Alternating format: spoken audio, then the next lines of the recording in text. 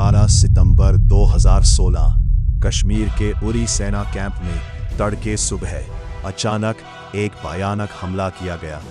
सोते हुए कई भारतीय सैनिक शहीद हो गए। इस घटना ने पूरे देश को झकझोर कर रख दिया। लोगों के दिलों में गुस्सा, दर्द और बदले की आग भर गई। पूरे देश में एक ही सवाल था, इसका जवाब दिया जाएगा या नहीं, और अगर दिया जाएगा तो कैसे। उसी समय सरकार और सेना के उच्च स्तर पर लगातार गुप्त बैठकें शुरू हो गईं। मीडिया के सामने कुछ भी सामने नहीं आया, लेकिन अंदर ही अंदर एक खतरनाक योजना तैयार की जा रही थी। कुछ दिनों बाद गहरी रात में पूरी खामोशी के बीच भारत की एलीट कमांडो टीम सीमा की ओर बढ़ने लगी। चारों तरफ अंधेरा था, कोई आवाज नहीं, सिर्फ सांसों की आवाज और मिशन का दबाव। भारतीय सेना की ये खास टीम धीरे धीरे सीमा पार करके दुश्मन के इलाके में दाखिल होती है।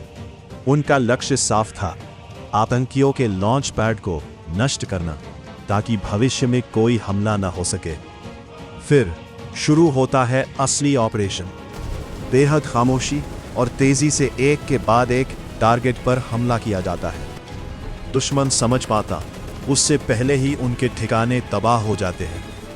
ये पूरा ऑपरेशन कुछ ही घंटों में खत्म हो जाता है, लेकिन इसका असर बहुत बड़ा होता है। सबसे महत्वपूर्ण बात यह थी कि इस मिशन में शामिल हर कमांडो सुरक्षित वापस लौट आता है। बिना किसी बड़े नुकसान के यह खतरनाक मिशन पूरा किया जाता है। अगली सुबह भारत सरकार आधिकारिक तौर पर घोषणा करती है, ये एक सर्जिकल स्ट्राइक था। इस घोषणा के बाद पूरी दुनिया में चर्चा शुरू हो जाती है। कोई इसका समर्थन करता है तो कोई सवाल उठाता है, लेकिन सभी मानते हैं कि ये ऑपरेशन बेहद साहसी और योजनाबद्ध था। इस घटना के बाद से सीमा की स्थिति और सुरक्षा रणनीति में बड़ा बदलाव आता है।